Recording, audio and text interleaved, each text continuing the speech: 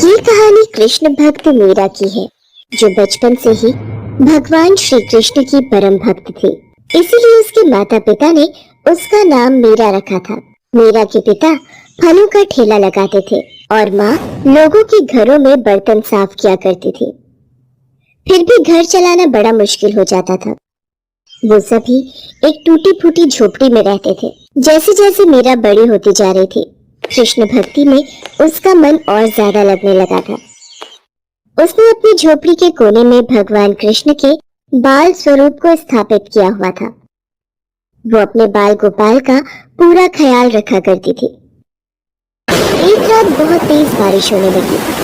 मीरा की झोपड़ी में छत से पानी टपकने लगा और झोपड़ी में पानी भरने लगा।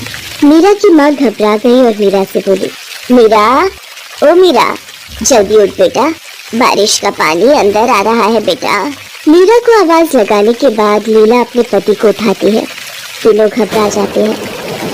मीरा उठते ही सीधे अपने बाल गोपाल की मूर्ति को उठा लेती है और अपने माता पिता के साथ बाहर चारपाई पर बैठ जाती है।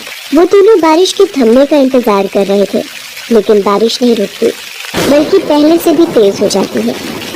धीरे धीरे झोपड़ी में घुटने तक पानी भर गया और सारा सामान पानी में बहने लग गया। ये देखकर मीरा के पिता रामू ने अपनी पत्नी लीला से कहा, लीला, पानी बहुत भर गया है, बारिश भी थमती नहीं। दिख रहा है हमें यहाँ से निकलना होगा। लेकिन हम जाएंगे कहाँ इतनी रात में? घर का लगभग सारा सामान पानी में बह चुका था, लेकिन मीरा ने अपने बाल गोपाल को कसकर पकड़ रखा था। रामू किसी तरह लीला को लेकर झोपड़ी से बाहर आ गया। बाहर तेज बारिश हो रही थी। तभी मीरा ने अपने पिता से कहा, बाबा, पास में ही कृष्ण मंदिर है, चलिए हम वहीं चलते हैं। वहाँ ये पानी हमारा कुछ नहीं बिगाड़ पाएगा। बिल्कुल सही कहा बिटिया, अब कृष्ण कन्हैया ही हमें बचा सकते हैं। लीला, जल्दी चलाओ। तीनों बारिश में भीगते हुए मंदिर पहुँचते हैं। मंदिर थोड़ी ऊंचाई पर था, इसलिए वो वहाँ पर सुरक्षित थे, लेकिन उनकी झोपड़ी पूरी तरह से बर्बाद हो चुकी थी। ये देखकर तीनों की आंखों में आंसू आ जाते हैं। लीला रोते हुए कहती है, हे भगवान, ये क्या हो गया? अब हम कहाँ रहेंगे, कहाँ जाएंगे हम?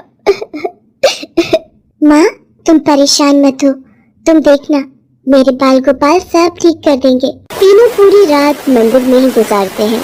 मीरा श्री कृष्ण की मूर्ति को हाथ जोड़े देखती रहती है। सुबह होते होते बारिश भी रुक जाती है और मंदिर के पुजारी मंदिर में आते हैं। वो रामू और उसके परिवार को वहाँ देखकर पूछते हैं, क्या हुआ बेटा, तुम लोग रात भर मंदिर में ही थे क्या? हाँ पुजारी जी, वो मेरी बेटी मीरा भगवान कृष्ण को बड़ा मानती है और कल उसने हमें इस मंदिर के बारे में बताया।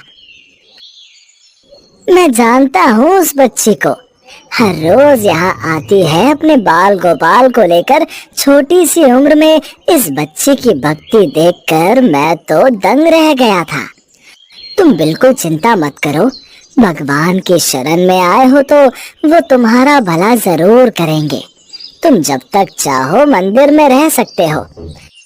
बहुत बहुत बहुत धन्यवाद पुजारी जी।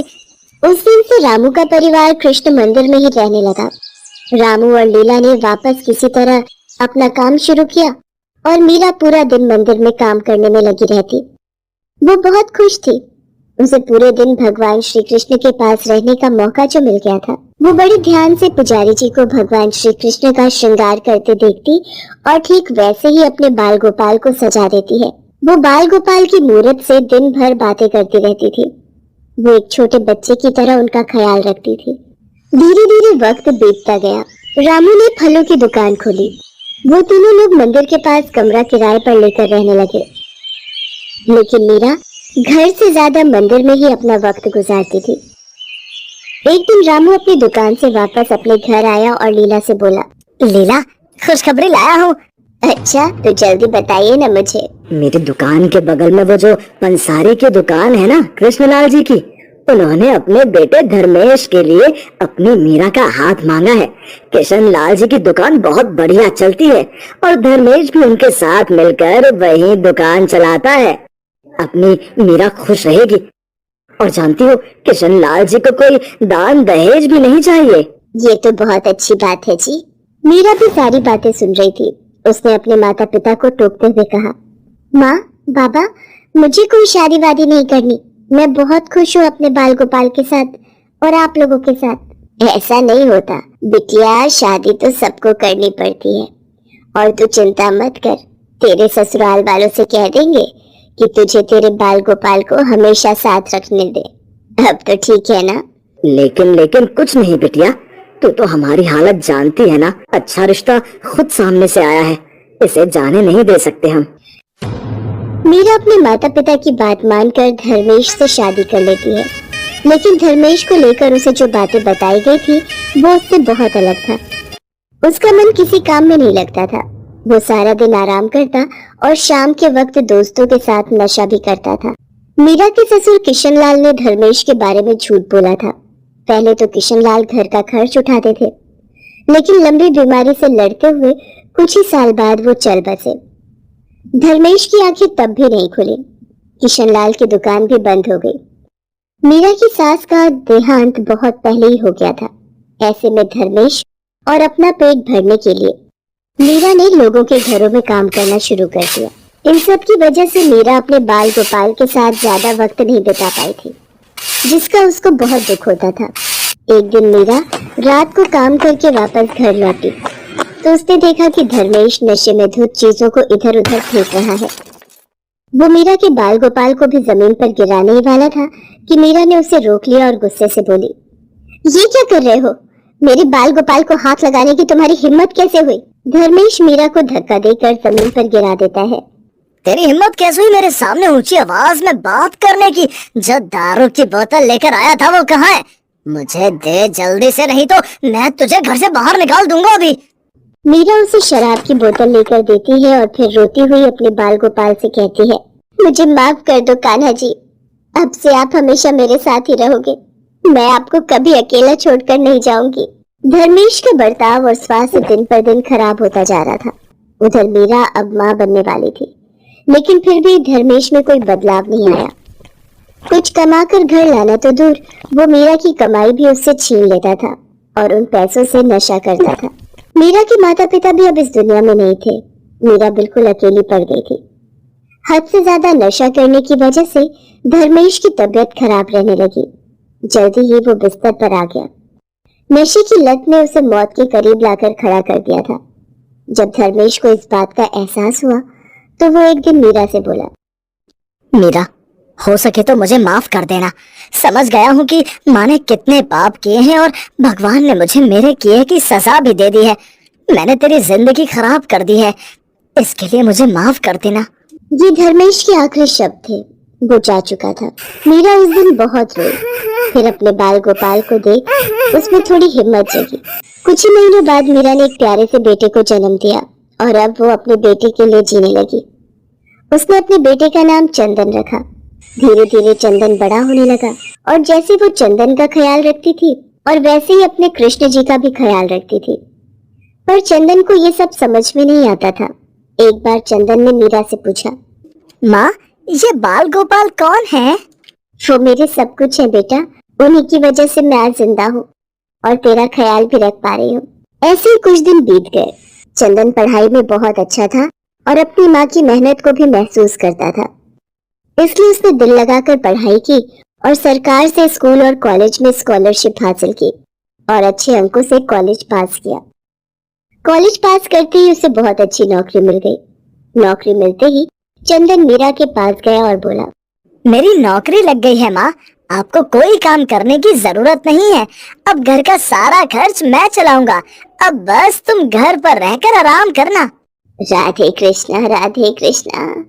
ये सब मेरे बाल गोपाल की कृपा है, तेरी मेहनत भी। मैं बहुत खुश हूँ बेटा, बहुत खुश। मीरा की आंखों में खुशी के आंसू आ जाते हैं। चंदन अपनी माँ के आंसू पोंछता है और उसे गले लगा लेता है। ऐसे ही कुछ दिन बीत जाते हैं। एक दिन गलती से चंदन के हाथ से भगवान कृष्ण की मूर्ति नीचे गिर जाती है। ये देखकर मीरा बहुत नाराज हो जाती है और गुस्से से कहती है, ये क्या किया तुमने? मेरे बाल गोपाल को गिरा दिया। ला, मुझे दे उन्हें। माफ कर दीजिए माँ जी, मैंने जानबूझकर ये नहीं किया। तभी मीरा देखती है कि गिरने की वजह से बाल गोपाल की मूर्ति कई जगह से टूट गई थी। अब वो घबरा जाती है और कहती है, चंदन अभी जाकर डॉक्टर को बुला कर ले आ। चंदन अपनी माँ की आदत जानता था, इसी वजह से वो डॉक्टर को बुला लाया। चंदन पहले से ही डॉक्टर को सब कुछ समझा कर लाया था। डॉक्टर साहब, मेरे बाल गोपाल गिर गए थे, बहुत चोट आई है, आप इन्हें जल्दी से ठीक कर देंगे ना? डॉक्टर चंदन की तरफ देखता है और चंदन का इशारा देखकर वो बाल गोपाल की मरहम पट्टी करने का दिखावा करता है। फिर उन्हें मीरा को देते हुए कहते हैं, लीजिए माँ जी, ये ठीक हो गए। अभी कैसे? इतनी ऊपर से गिरे हैं मेरे बाल गोपाल। तुमने क्या ये आला शक्ल देखने के लिए लगा रखा है? इसे लगाकर मेरे बाल गोपाल की जांच कर लो कि सब ठीक है ना? डॉक्टर फिर चंदन की शक्ल देखता है, उसके इशारा करने पर फिर आला लगाकर जांच करने का दिखावा करता है। उसके बाद जो हुआ उसने डॉक्टर के होश ही उड़ा दिए। उसे बाल गोपाल की धड़कन सुनाई दे रही थी। उसने एक बार नहीं कई बार जांच की, पर हर बार उन्हें दिल की धड़कन की आवाज सुनाई दी। डॉक्टर के चेहरे का रंग ही उड़ गया। उसे ऐसा देख चंदन ने डॉक्टर से पूछा, क्या हुआ डॉक्टर साहब, तबीयत तो ठीक है? डॉक्टर आला देकर चंदन को भगवान बाल गोपाल की धड़कनों की आवाज सुनाता है। वो दोनों ही दंग रह जाते हैं। फिर मीरा उनसे आला छीन लेती है और कहती है, लाओ ये मुझे दो, पता नहीं क्या खेल कर रहे हो इतनी देर से। मीरा भी बाल गोपाल की धड़कन सुनती है, लेकिन चौंकती नहीं, बल्कि उसे अच्छा लग रहा था। ऐसा लग रहा था कि वो कई सालों से इन धड़कनों को सुनती आ रही है। उसके चेहरे पर संतोष था। वो बाल गोपाल को अपने माथे पर लगाती है और कहती है, ठीक है, मेरे बाल गोपाल बिल्कुल